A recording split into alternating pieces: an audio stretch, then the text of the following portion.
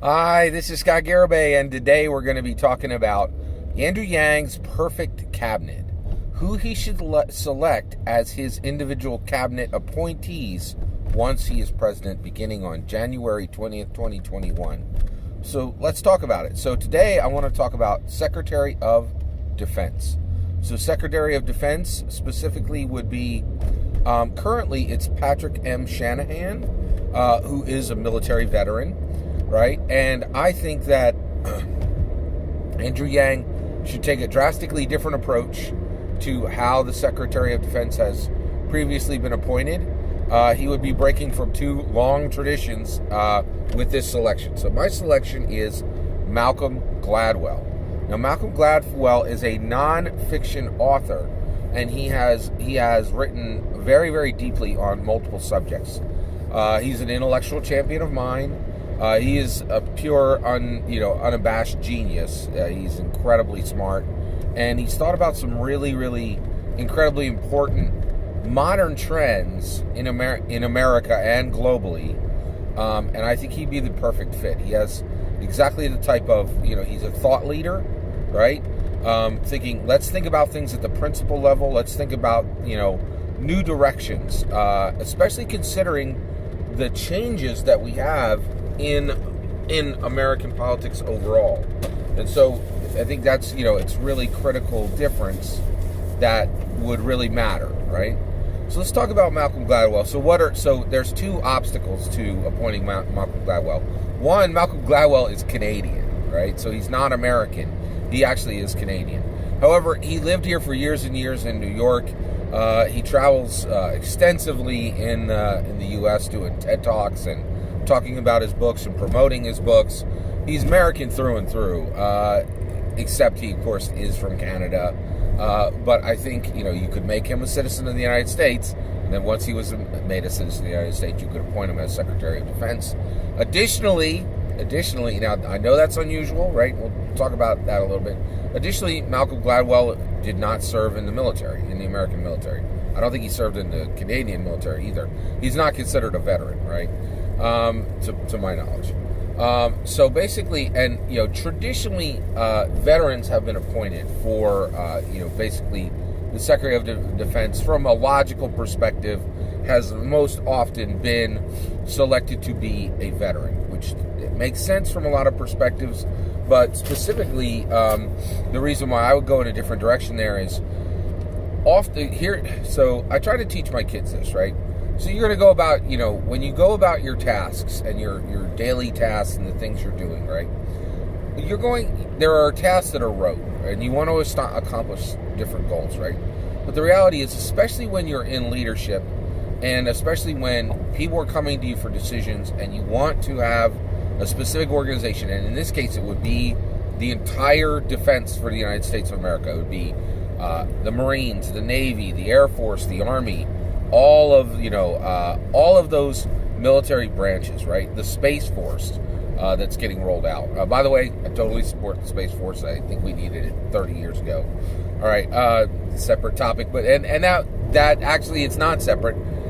Malcolm Gladwell be in a position to determine if that was the thing we wanted to continue, or if we wanted to end that. He would be in a position to make that decision, right? But the thing is, when you're a thought leader, when you are in a position of leadership, and you are in a position where you are making decisions, right? One of the things that you need to do is, you don't always want, especially for important decisions, you don't always want to make the decision that is expected of you, right? There's very little value in that. If you never have a surprise, if you never have a new direction, if you don't have a shocking new approach, if you don't have something unique or innovative, why were you put into that position, right? And that's my issue with putting veterans in as the Secretary of Defense, right? It's one of those situations where if they ask, okay, hey, do you want to order 50 more of the same missiles we've been buying for 20 years, right? If you ask a military person that, generally their answer is going to be yes, right? More weapons, bases in more places, all those kind of traditional answers. With Malcolm Gladwell, you're going to get some new, he is going to think very, very deeply about these subjects, about where military bases should be, what type of weapons we should be purchasing, we should be building, who we should be selling those weapons to, right? Let's talk about Malcolm Gladwell's books specifically and why I think he would bring new direction and some really new innovative solutions to an area of American government that desperately needs new innovation and new solutions, right?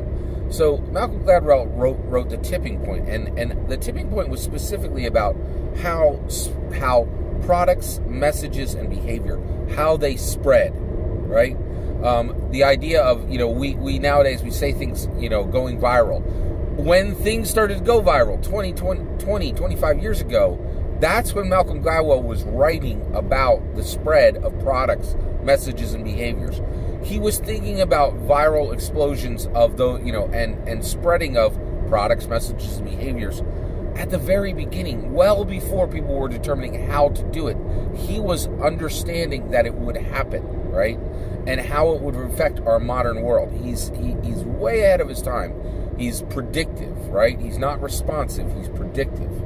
He wrote a book called Blink. It's one of my favorites, and it's about intuition. It's about how much an educated, intelligent human being can know, right? There's a story in Blink about an art curator for a museum, and they had purchased a Greek statue, right? They had had it authenticated by no less than 5 different international sources, and this was in Europe, right? This art curator had a friend of theirs from New York come in, and they were just going to meet over the weekend. Maybe I think they were going to go to the Louvre and a few other places. And their friend, when they came to the museum, and they were just they're at his desk after work, and they were just drinking some wine. And the New York person said, "Hey, look at that statue. That is a fake. Why did you guys buy a fake?" And the curator was like, "We didn't buy a fake. Are you out of your mind? It's been authenticated by 5 different groups, right?" And the person, just by looking at it, could tell it was a fake, a counterfeit, right? It was from intuition. It was just a single moment, a glance at a single object, and this person was able to tell what 5 authentication groups couldn't. Of course, the end of the story is it was a fake after they brought in independent authenticators who weren't relying on one another's work and signing off because somebody else signed off. They found it was a fake, right? And so he talks a lot about counterfeiting, about intuition, about human understanding, right? These are deep, deep subjects, and Malcolm Gladwell has explored them deeply from an intellectual perspective, right? He wrote a book called What the Dog Saw, which was about human memory, what we remember, how we remember. He wrote a book called Outliers, which was about black swan events, right? Things that happen that cannot be predicted, right? He wrote another book called David and Goliath, which explored the experience and the encounters and the interactions with underdogs, right? What would be better than to understand, 170 nations on this earth, all which have the potential to be an enemy nation within the blink of an eye, within a single event, changing the relationship between America and another nation, making them enemies at a given point. But here you have a man who has studied underdogs and how underdogs can win, how David can defeat Goliath. We're Goliath, right? We need to have understanding of how David beat a gigantic giant with a single stone, right? And that's the point, is if you take Malcolm Gladwell and you put him in as the American Secretary of Defense, you have someone who I thoroughly believe would be loyal to America, in that he would do the best for us, as we call to him, because frankly, Americans have really been quite integral to the success of his career. And you can tell he loves American music. He loves American sport, right? He's written many, many articles on these topics, right?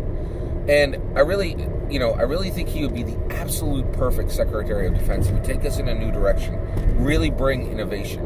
And now, the other thing is, here you have a person who's not a veteran, not an American, right? You'd have to make him a citizen first, right? Why would we go all the way over here to get a Secretary of Defense when you can just, spin around, throw a rock, and hit some vet in some U.S. department, some governor, something like that, and then just place them?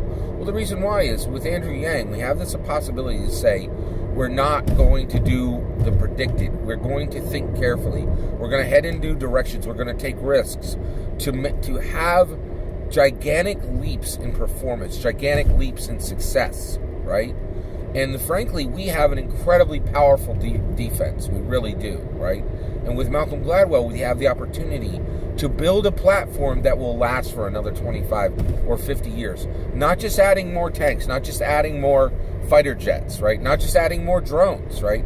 But getting a new mix, a new idea, a new approach for defending our nation, for helping other nations throughout the world to be defended, to be safe, right? To address the growing alliance between Russia and China. That is going to take deep thought. And Andrew Yang is going to need to be very, very careful to go out of his way to get the very best thought leaders, to get intellectual champions who will bring deep thought, philosophy, right? True innovation to these incredibly important positions, right? The work, the labor, the achievement of millions of Defense Department, U.S. defense employees will be determined by the Secretary of Defense.